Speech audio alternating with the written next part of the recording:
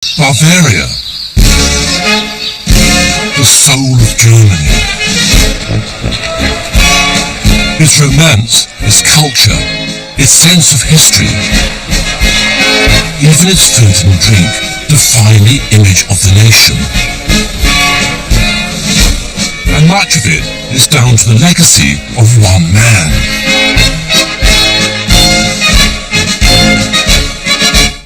Ludwig II of Bavaria is a legendary figure. The handsome boy king, loved by his people, betrayed by his ministers, and found dead in mysterious circumstances.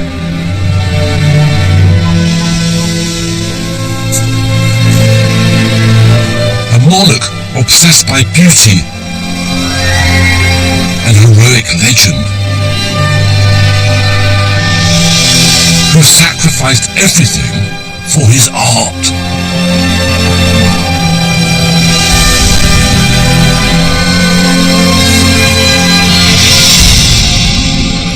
Even today, his castles and palaces are the most fantastical examples of romantic architecture anywhere in the world.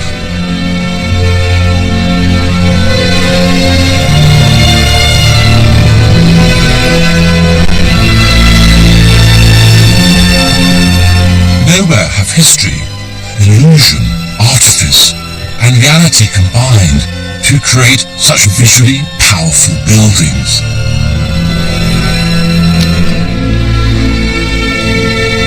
And all of them are windows into the soul of their extraordinary creator, Ludwig II, the Dream King.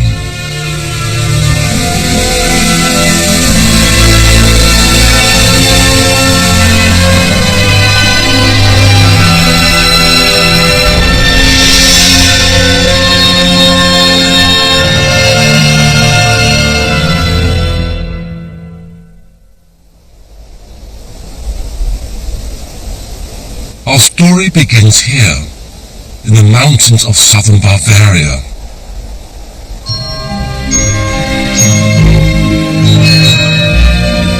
Hohenschwangau Castle sits high above Lake Alpsee.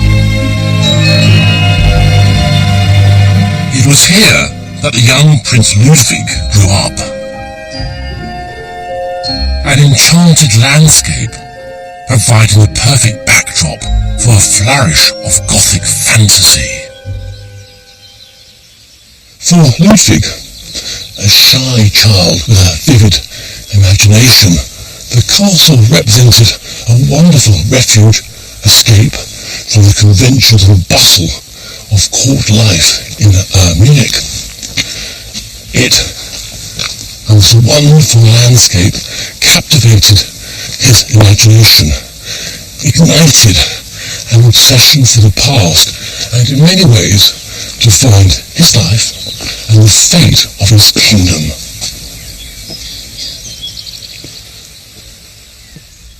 Ludwig's father, Maximilian, had built the castle in the 1830s on the site of a medieval ruin. He spent much of the year here with his Prussian-born wife, Marie, and his two young sons, Ludwig and Otto. Ludwig was a dreamy child. He loved stories and art, dressing up and make-believe. For most children, this is an obsession that begins and ends at the dressing up box.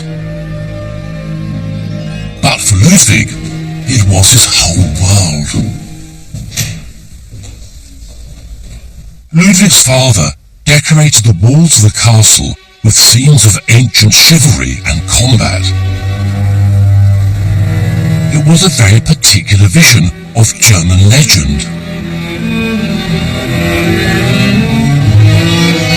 Maximilian called this his Hall of Heroes.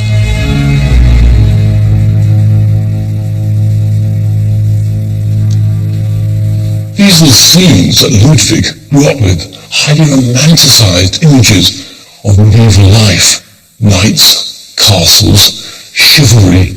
Every room in this castle fed his imagination. You can see here were seeds of his later obsessions.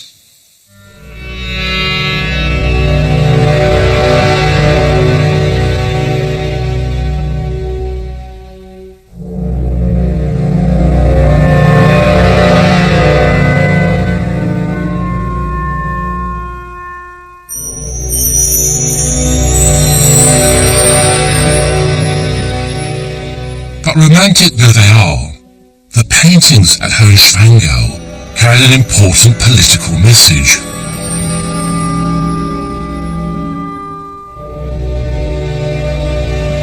In the mid-19th century, there was no single German nation, just a group of princely states and dukedoms. Two of the largest were Prussia and Bavaria. Though independent, these states had a shared culture and language, and there was a growing mood among their people for unification. But which princely state would determine the nature of the new Germany?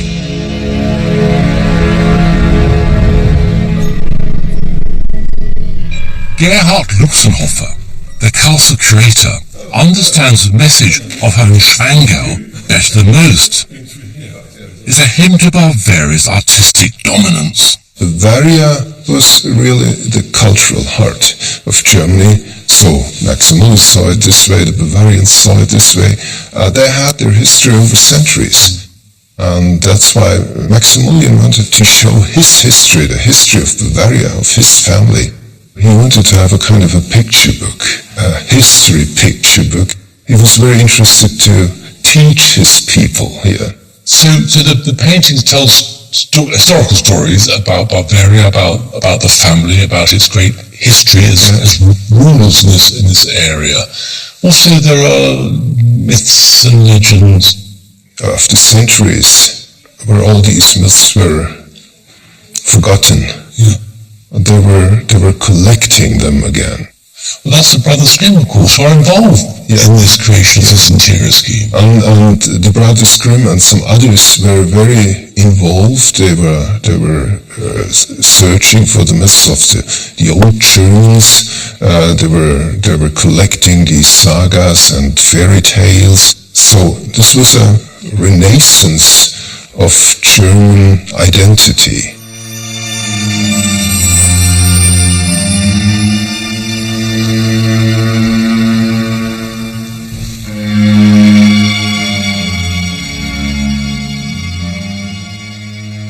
One room, more than any other, would captivate the young Ludwig.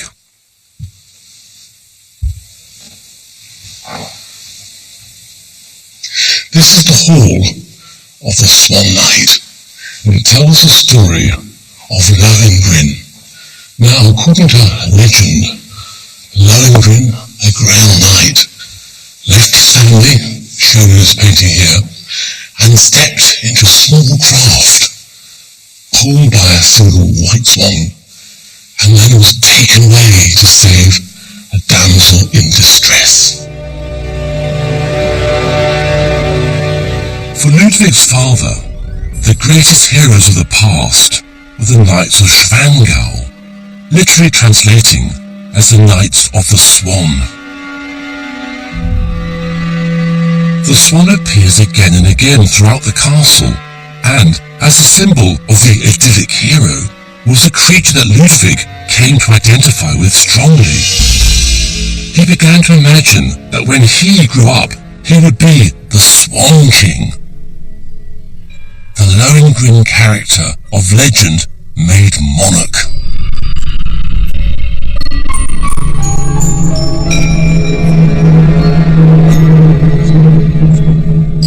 The scale and imagery of Hohenschwangau is extraordinary, but it would be nothing compared to the heights to which the adult Ludwig would go.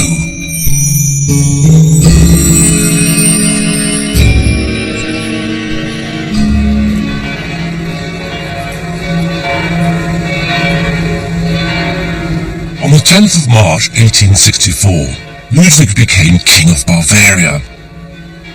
He was crowned at the royal palace in the heart of the Bavarian capital, Munich. who was just 18 years old, a shy young man, and not greatly interested in affairs of state. He was much more interested in the things that happened in a magnificent building just a stone's throw from royal residence. It was a place where he could lose himself in the stories and legends he adored.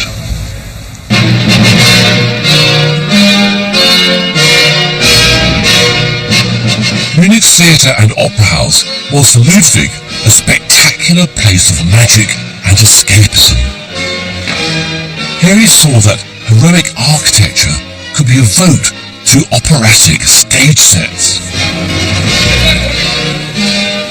Artifice would be the means to conjure up the power of German myth and legend as the epic scale demanded.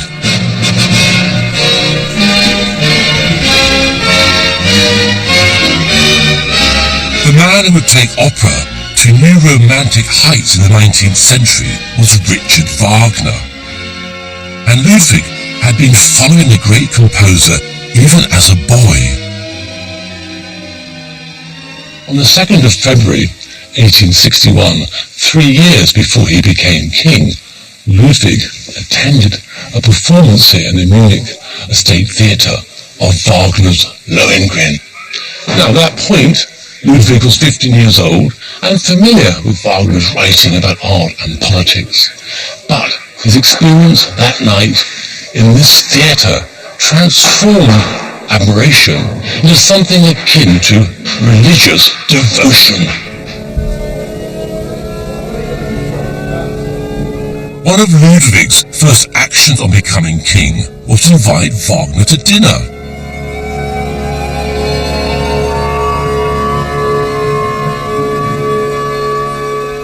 Wagner was 50 years old.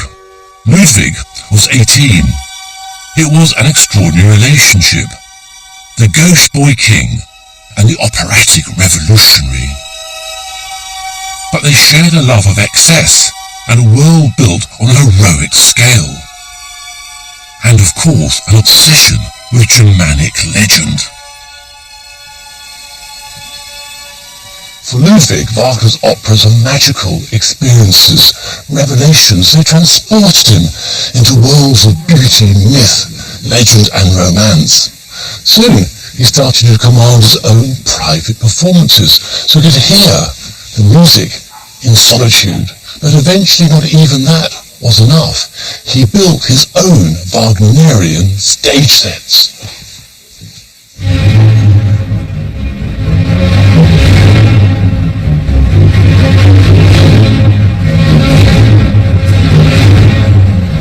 Neuschwanstein, Ludwig's remarkable attempt to realize the operas of Richard Wagner were masonry and mortar. In a commanding position, high above a ravine, this was to be the castle of Lohengrin, the Swan Knight, and a powerful statement of Ludwig's position, a king with a mythological status, part of the pantheon of strong Germanic kings of legend. It's an extraordinary Romanesque and Gothic vision of a medieval knight's castle. The image is taken straight from German legend. The impression is of a fairy tale castle perched on top of an impossible mountain. Neuschwanstein is a stunning feat of engineering. Work began in 1869 and continued for almost 2 decades, at times employing between 200 and 300 workers per day. It drew artists, craftsmen and artisans from much of Europe. The result is pure architectural theatre.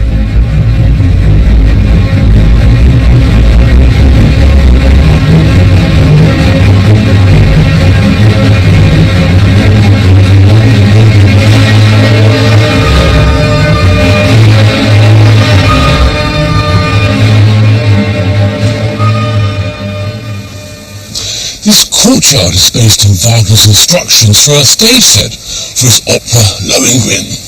Ludwig took his architectural inspiration primarily and certainly for this castle from Wagner rather than from architectural precedent. And when we read the detailed drawings, he turned not to an architect, but to a set designer.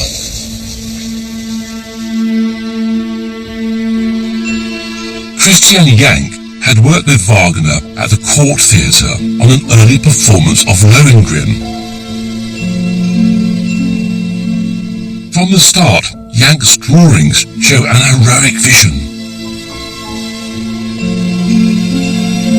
Ludwig's fantasy, Wagner's fiction, and a heavy helping of romantic Gothic.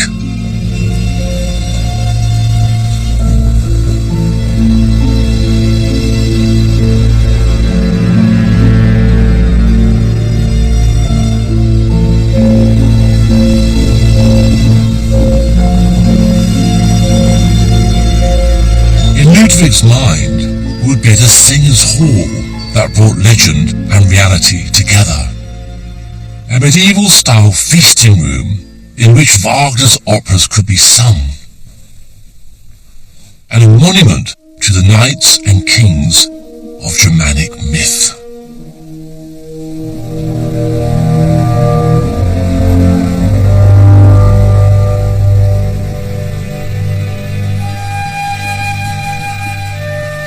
This would hardly be more theatrical. This is like a backdrop on the stage at one end of the Singers' Hall. Amazing. It shows the enchanted forest surrounding the hiding place of the Holy Grail.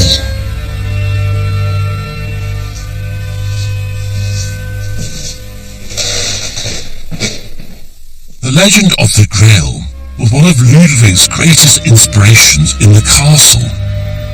It had everything: chivalric knights, religious significance, and untold power. The Singers' Hall is Ludwig at his most heroic and optimistic.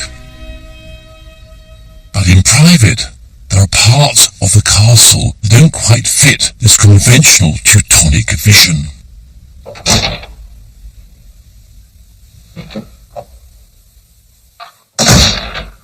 This is Ludwig's bedroom. Very ecclesiastical, richly monastic. In front of me, his bed, which is amazing really. It's like a Gothic shrine, a tremendously rich carved canopy, a shrine or a tomb. Amazing really. As Ludwig lay there, he was presided over by a portrait of the Virgin Mary. On the walls are scenes from the story that was very much part of Germanic myth.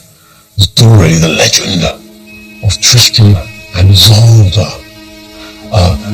Strange story really for this bedroom, because it speaks of forbidden earthly love brought on by enchantment. A story that ends in tragic death, but through death there is redemption. Ludwig never married, and his sexuality has long been the subject of speculation. Throughout his life, he formed close bonds with numerous young men, from actors to courtiers. It seems almost certain that Ludwig was homosexual. Seen in this light, the room begins to make sense. As a devout Catholic monarch, Ludwig's homosexuality fills him with remorse, shame, and guilt. And I suppose, therefore one can see these paintings as representing for him a cautionary tale. A tale that told him that earthly love was out of bounds. Also, I suppose, because it suggested that through death he would be redeemed.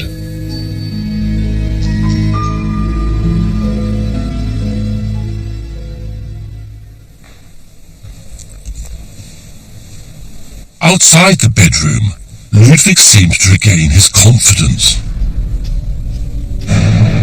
His throne room expresses Ludwig's desire to to be an autocratic king, ruling by God's will, rather than the constrained, constitutional monarch that he was.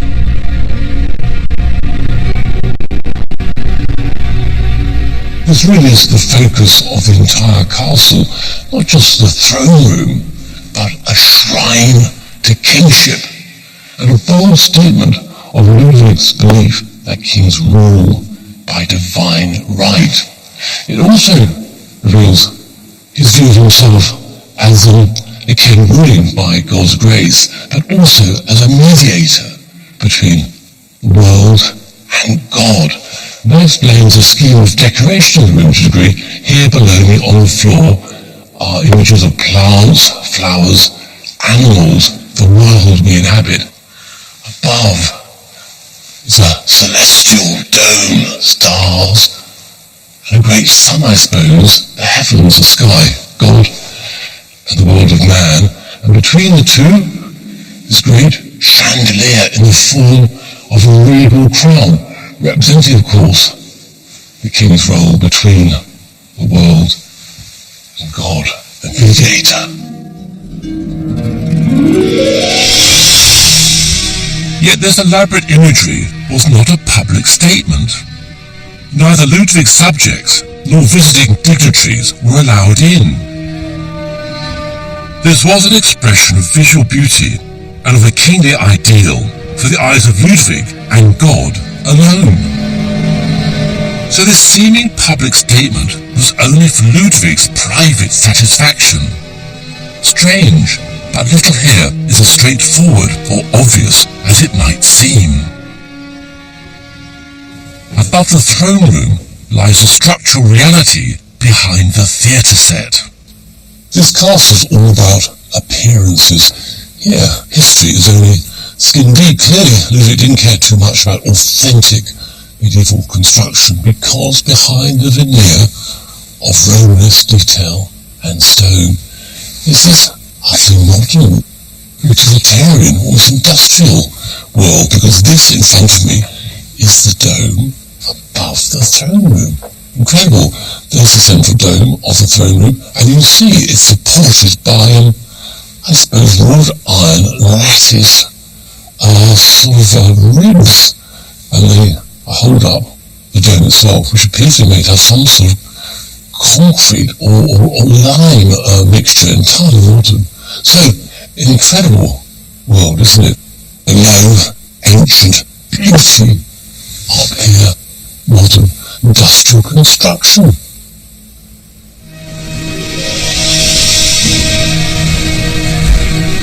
The relationship between engineering and artifice is an effective one. Likewise, the overall fantasy of Neuschwanstein was not entirely disconnected from events outside its walls.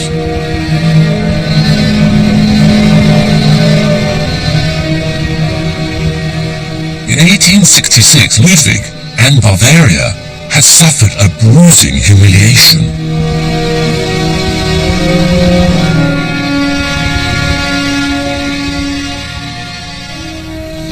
Ludwig, much against his will, had been obliged to pick sides when two Germanic states, Austria and Prussia, came to blows. Unfortunately, he backed the wrong horse. Feeling more sympathy for their southern neighbours and fellow Catholics, the Bavarians had sided with Austria. But the conflict, known as the 7 Weeks' War, ended in a decisive Prussian victory. Ludwig's image of himself had taken a blow. Both his kingdom and his position had been fundamentally weakened.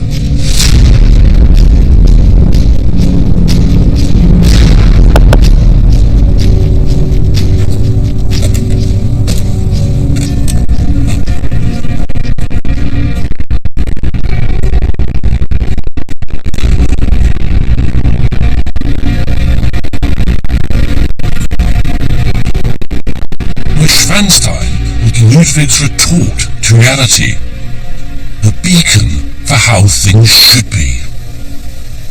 It would set him on a course. Architecture would become his manifesto for a better future. It would be a journey that would take Ludwig to ever greater heights of visual beauty and excess.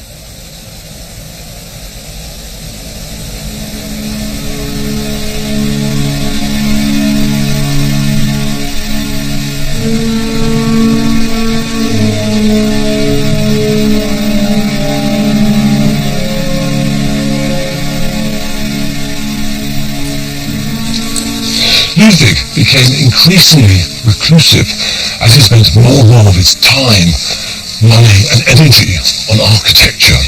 And if Neuschwanstein was a castle fit for a Swan King, what he needed, he thought, was a country retreat, a royal villa, and he knew just the place to build it. Ludwig had inherited a small hunting lodge just 15 miles into the mountains from Neuschwanstein. He now turned his attention to transforming it into a royal palace, a refuge deep in the secluded woods, and one that could scarcely be more dissimilar to Neuschwanstein. This is Linderhof.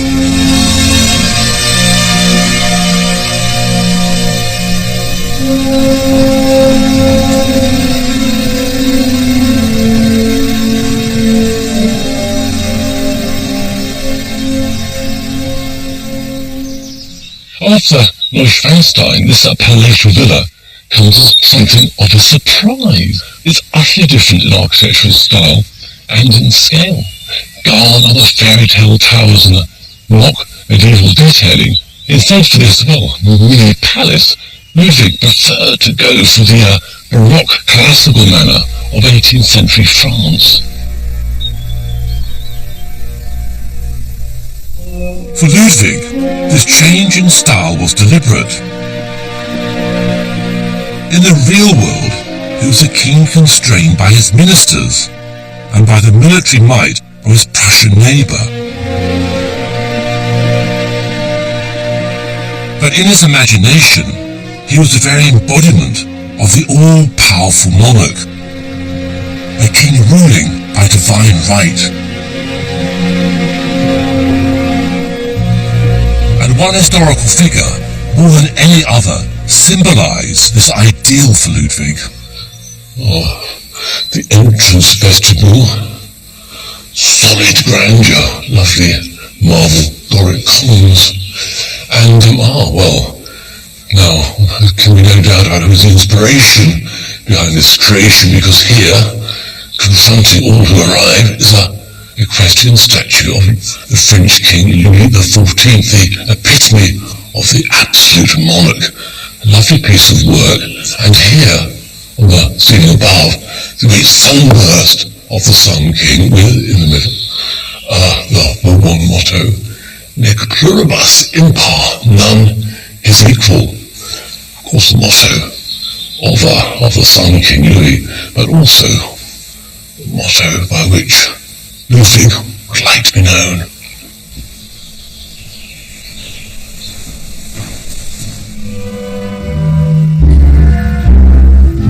As Prussia dominated the Germanic world and Bavaria's power waned, Ludwig's architecture became the one place he could create the world as he thought it should be.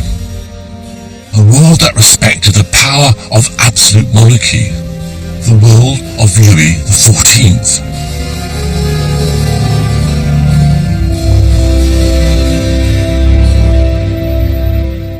What an astonishing room, an incredible evocation of the grandeur and opulence of early 18th century France. This is the king's bedroom. There is the king's bed, separated from the world of mere mortals by this balustrade, raised as if on an altar, is the divine bed of the incredible sort of divine king in incredible sanctified territory. Here, Ludwig would have resided in solitary grandeur.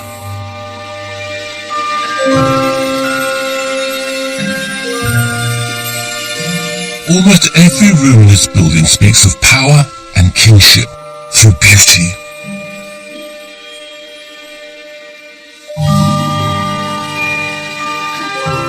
They do so on a surprisingly small scale. This is Ludwig's world in miniature, a private set of rooms decorated to mind-boggling intensity.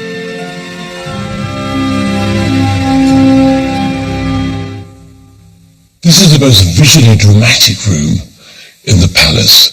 Standing here between these two mirrors, I can see an endless vista of rooms stretching to infinity. It's incredible. Ludwig would come into this mirror room to read alone at night. It's strange, this mirrored room offers a window into Ludwig's soul. You can imagine him standing here, looking into these mirrors, seeing himself in a vast and stately palace. But in fact, it's nothing but a tiny room, or just a figment of his imagination. Each room in this mini palace is stuffed full of priceless works of art, several porcelain urns, and even several porcelain peacocks. Meissen candelabra and sconces, Grobmeier crystal chandeliers,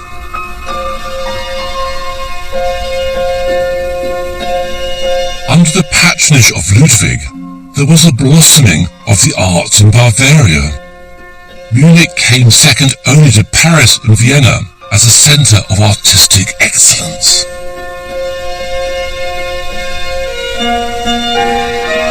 And Ludwig was a man possessed. Every detail was agonized over. Every element personally overseen by the obsessive monarch, inside and out.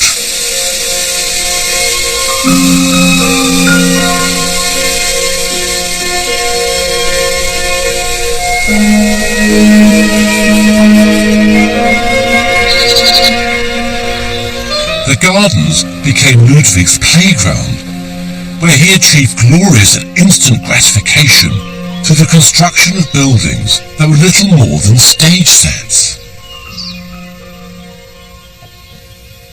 Inside this mound is Ludwig's response to the Venus Grotto in Wagner's opera Tannhauser. Now, I shall enter through this rocky crevice here in front of me, and strangely I see the way is blocked by a vast stone. It is clearly a door. It'll be heavy, I expect. Rather impressive. Oh, no, it's made of plaster. As with so much of Ludwig's world, all is pure artifice.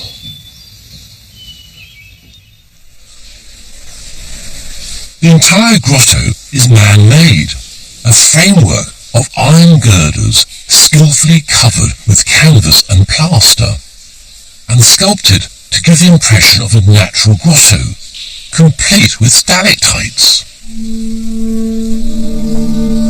This grotto is truly amazing, so much bigger than you would think from the outside, and like so many of Ludwig's creations, both eccentric and breathtaking.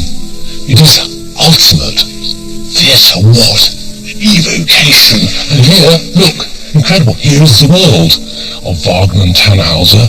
Here is the lake, and there, on the back wall, indeed, is a painted scene from the opera showing Venus in her grotto. There is the design. Here is the reality in 3 dimensions created by Ludwig for his pleasure and escape and fantasy. The lake here, and the craft, the sort of shell craft boat from the opera. He rode around the lake in that. You can imagine him sitting in it, fantasizing, escaping in this incredible world he's created, a world of pure imagination and artifice.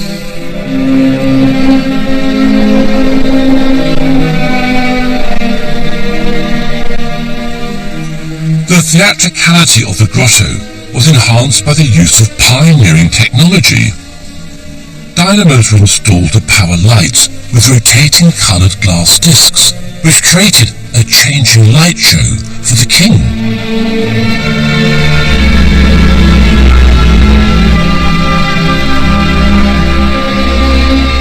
Ludwig embraced stage design and new technology at every turn in the pursuit of the perfect illusion.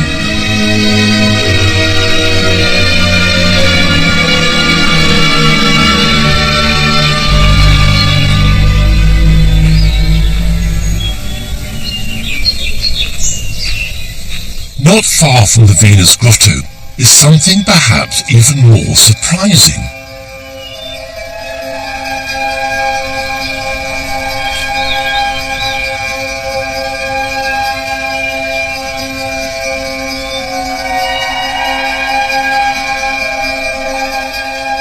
This extraordinary sight really is one of the great moments in architecture.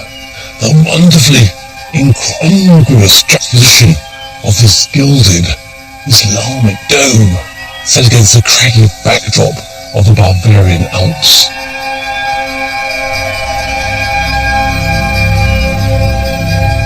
The Moorish kiosk was built for the World Exhibition in Paris in 1867. Ludwig saw it and had to have it. He bought the entire structure and had it rebuilt in the grounds at Linderhof. A richly decorated interior that transported Ludwig from the Bavarian Alps to the exotic kingdoms of the Arab world.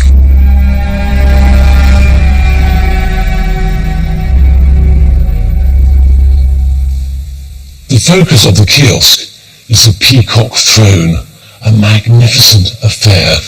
There we have the peacock presiding over the sofa on which Ludwig would have sat. He had the peacock made in Paris and Munich in 1877, made of metal. The feathers are enamelled metal with polished stone. The peacock, to him, represented eternity, the continuation of this state of bliss. It really is a most bold statement of power, or imagined power, through beauty.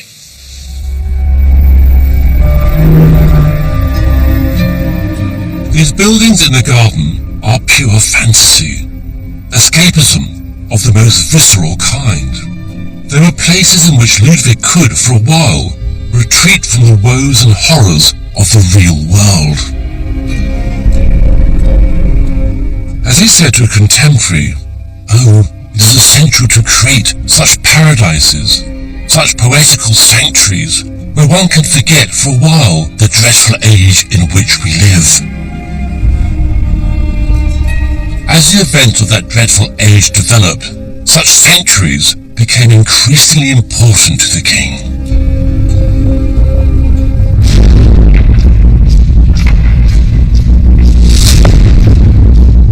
In 1870, Prussia went to war with France. It was part of a strategy to unite the Germanic states around a common enemy. Ludwig had no option but to join the war on the Prussian side. But he was all too well aware of the cost. Defeat would be disastrous, but so would Prussian victory. For Ludwig, the situation was impossible. Victory would confirm Prussia as the dominant state in a united Germany, and also confirm Bavaria as little more than a vassal, and his king, Ludwig, as a puppet monarch. Puppet king he would be. With Prussian victory came an irresistible call for the creation of a German empire, but with Prussia at its head. The dream of German unification would happen, but Ludwig would be sidelined, obliged to sign away Bavarian sovereignty to Prussia in a document known as the Kaiserbrief.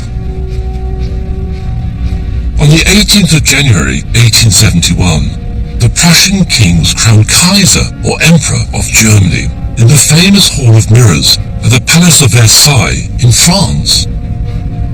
The Palace of Louis XIV became the birthplace of the new German Reich. It was a victory for German nationalism on a Wagnerian scale, but one that made Ludwig and Bavaria subservient to the Prussian king. Ludwig's response, as ever, would be architectural, and this time more ambitious than ever before. The Prussian king had defiled the greatest palace of Ludwig's hero, Louis XIV.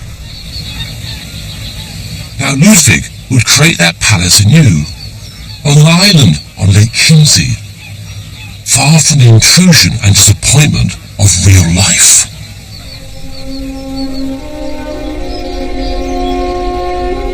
Herren Chiemsee, Ludwig's very own Palace of Versailles.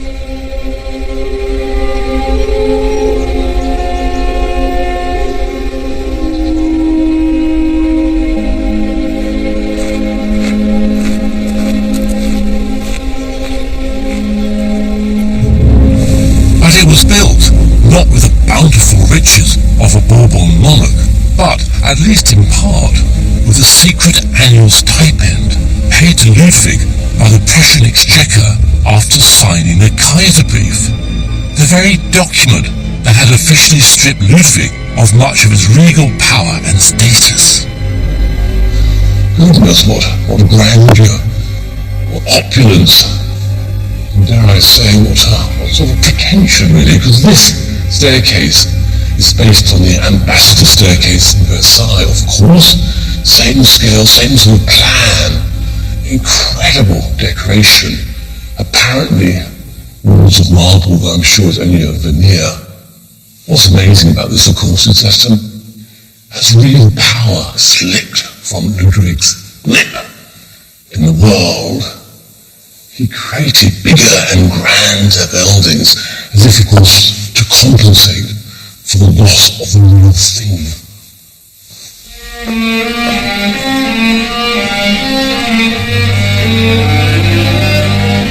Ludwig's architecture had begun by taking inspiration from the stage. Now it had truly become little more than a stage.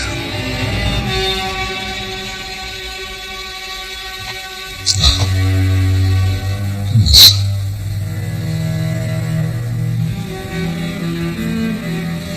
This really is one of the oddest architectural experiences I've ever had. I've travelled to a remote island in southern Bavaria and find myself in Versailles, in the world of Louis XIV. Incredible in detail, in scale, in spatial experience. It's Versailles, really. This is the king's state bedroom, but of course not the bedroom of Louis XIV, but of Ludwig II, the man obsessed by Louis. Louis represented Ludwig, the ideal of absolute monarchy. This is his homage to Louis. Incredible. There's Ludwig's bed, the balustrade, amazing opulence. It's extraordinary. What can one say? It's extreme in every way. He's living in the shadow in the world of Louis XIV. Louis is everywhere. He's present. You always feel it. And that's the thing.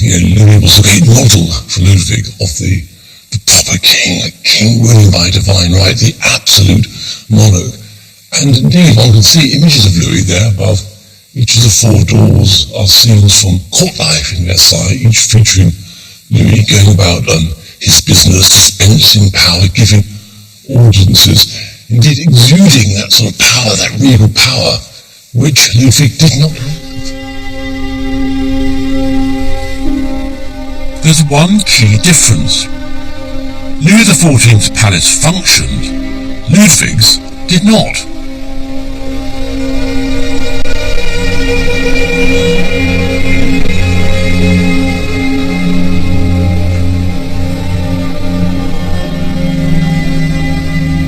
This is the council chamber, but no historic council meetings took place here.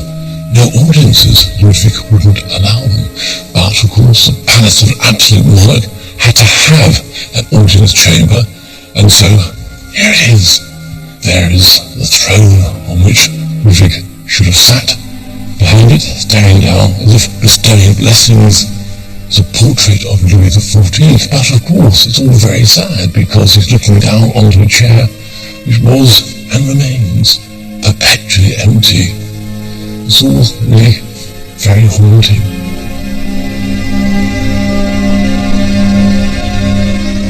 But the focus of the palace is Ludwig's answer to the very grandest room at Versailles, the scene of the recent Prussian triumph, which had led to the eclipse of Ludwig's dreams and ambitions for Bavaria. This is the visually most striking room in the palace, or is usually, but as you can see, is under repair. It's based on the Hall of Mirrors at Versailles. Indeed, in many ways, it's a very exact replica. This room must have had great meaning for Ludwig. The Hall of Mirrors at Versailles had been sullied because it had been used by the Prussians as a location in which to proclaim their king, the new emperor of United Germany. Ludwig's response was to build his own Hall of Mirrors, which at 98 meters is somewhat larger than the original. He was, of course, making a point.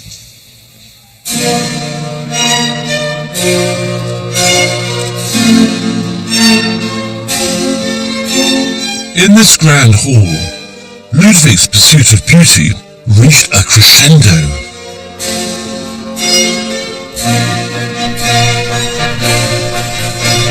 It is an almost exact reproduction of the Hall of Mirrors at Versailles.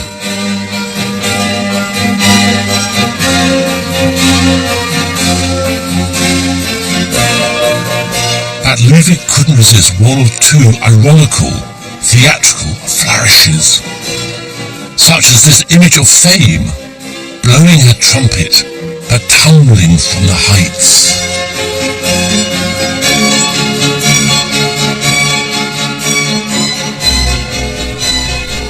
In the dining room, the table is today encased in a protective glass box. It's not for the sake of the table, so much as what sits on it. Look, upon the table is, well, a bunch of flowers. They're not flowers. In the usual sense, they're made of porcelain, Meissen porcelain. Absolutely fantastic. Sitting in Meissen porcelain urn. Absolutely delicate, lifelike, beautiful. Almost see the dew upon the petals. Incredible stuff. But what's more amazing still is what hangs above the table. Look at that. The largest Meissen porcelain chandelier ever made. 108 candles on it. Think of utter beauty. Look at the colours, the way it glistens. It's a bunch of flowers, and I see birds on the stems of the object. Absolutely amazing. Now, Ludwig was a jealous monarch. Jealous when it came to beauty, to things he loved. When this was made, he ordered that the mould should be smashed, so no such chandelier could ever be made again. This remains unique.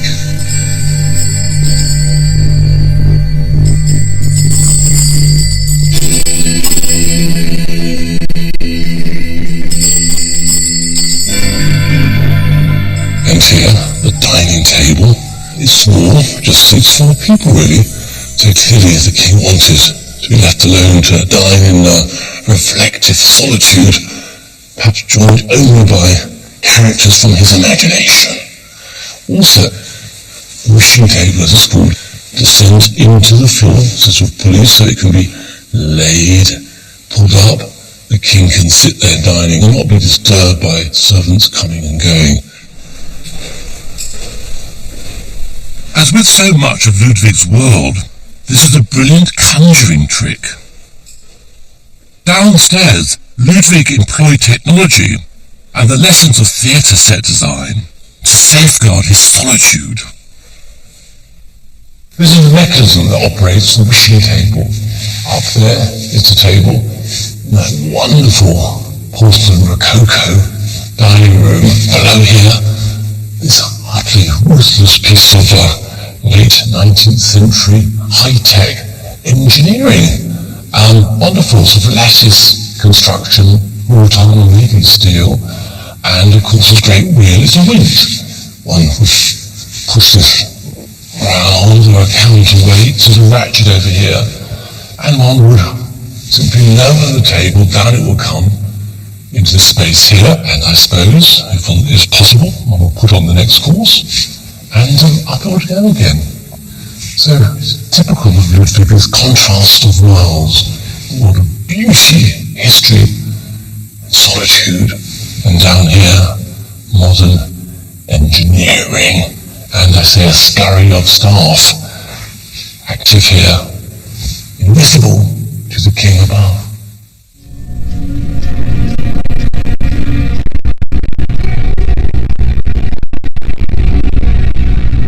As Ludwig retreated further into his own fantasy world, he began to see himself not as a Sun King in Louis XIV's image, but as the Moon King, a dark reflection of his hero.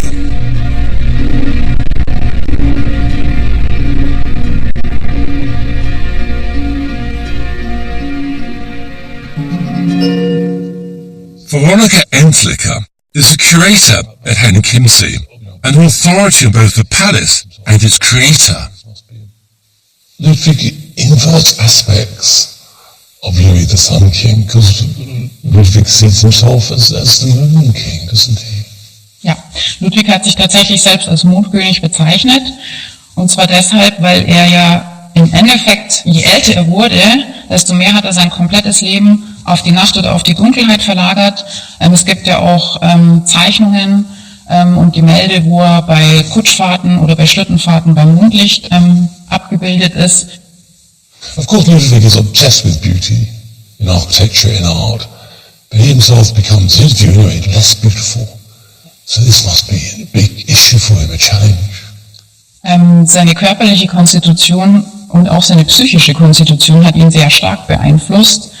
Dadurch, dass er im Lauf der letzten Jahre immer unförmiger geworden ist und auch keine Zähne mehr hatte, ist er seinen eigenen ästhetischen Ansprüchen nicht mehr gerecht geworden, und das war auch ein Grund, warum er sich immer mehr aus der Öffentlichkeit zurückgezogen hat. Das heißt, Ludwig II., könnte man heute sagen, hatte eine Sozialphobie, er war aber sicherlich nicht geisteskrank. Also da würde man ihm nicht gerecht werden, wenn man ihn als geisteskrank bezeichnen würde.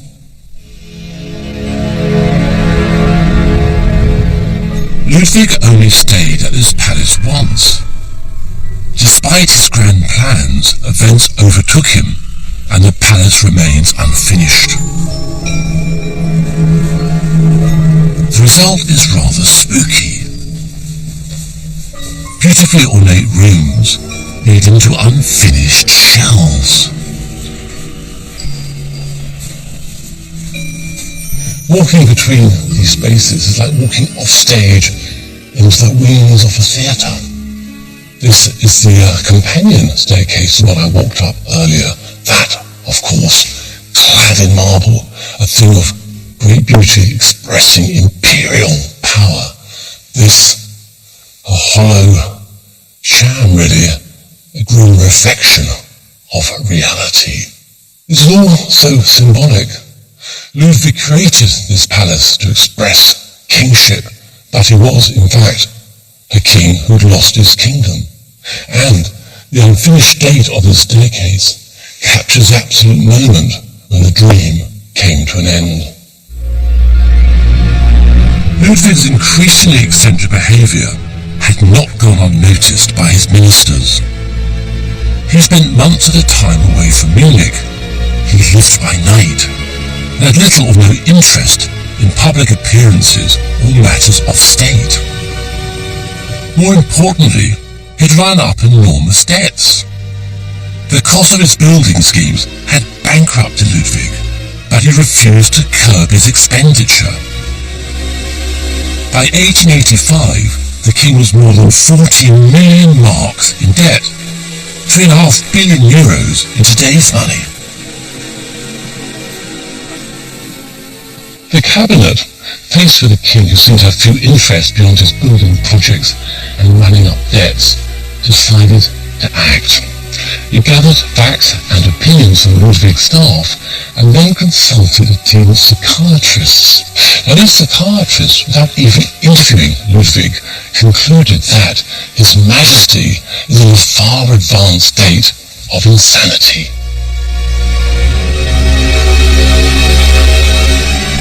It was all his ministers needed to topple the monarch.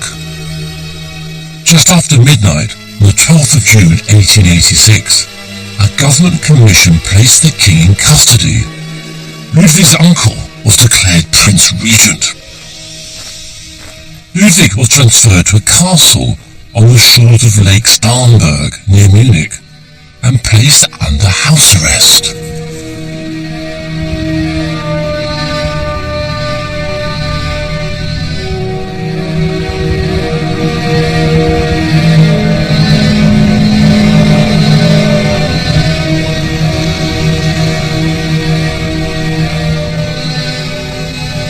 The Moon King had lost his kingdom, and perhaps more importantly, his beloved palaces. He was, according to accounts, bereft at the thought of the future.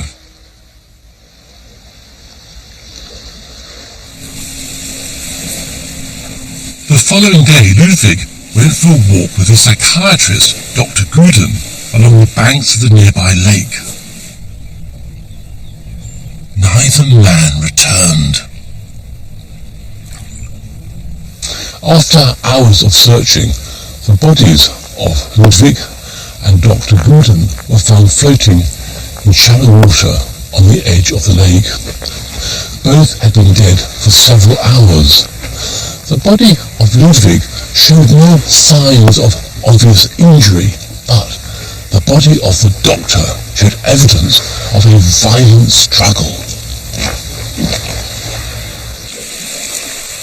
The king's final moments have been the subject of debate and speculation ever since.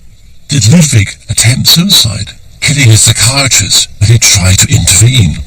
Was it a dreadful accident, or was the king murdered? And if so, why? And by whom? The truth is that Ludwig's last hours remain a mystery. The final mystery of the man who had declared, "I want to remain an eternal enigma to myself and to others." He had his wish. Today, the site of his death is marked by this simple cross standing in the lake. This site remains a place of pilgrimage for Ludwig's admirers. They gather here every year on the anniversary of his death to mourn the lost king of Bavaria.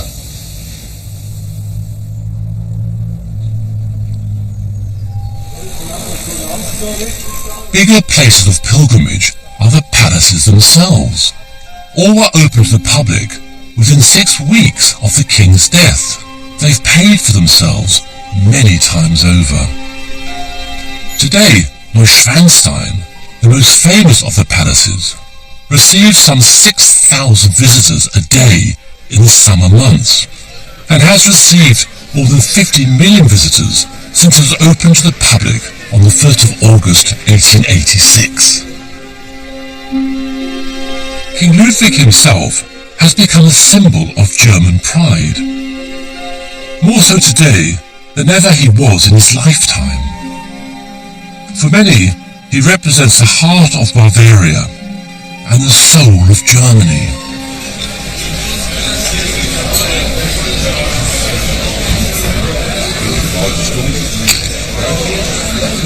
Very interesting to hear from a young person about King Ludwig. What do you think? What do people now think of this rather tragic king?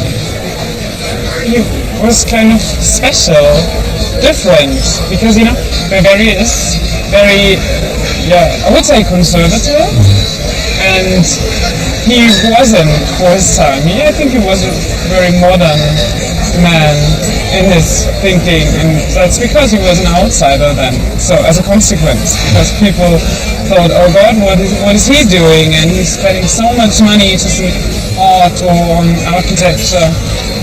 But I think people love him today. They love him for that. For most people, the story of Ludwig ends at Lake Starnberg and the wooden cross. But for me, there's a more fitting memorial to this visionary and eccentric king. This is the Chapel of Grace in the small town of Altötting, some 60 miles from Munich, one of the most visited shrines in the whole of Germany. It is home to the much venerated Black Madonna, a 14th century icon of profound importance in Catholic Bavaria. But it is also a shrine to Ludwig. This beautifully crafted silver-gilt urn was made in 1886 by a jeweller that Ludwig used to decorate his palaces. Outside is Ludwig's cipher, 2 L's entwined. Inside is Ludwig's heart. This is entirely in keeping with Bavarian tradition, because resting inside and above are the hearts of other Bavarian monarchs.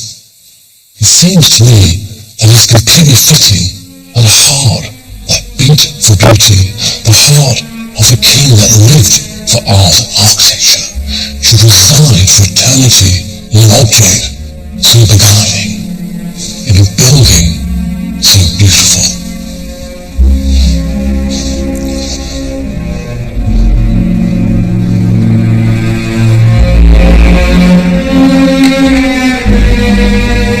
Next this evening, stay with us here on BBC4 for a trip to beautiful Balmoral.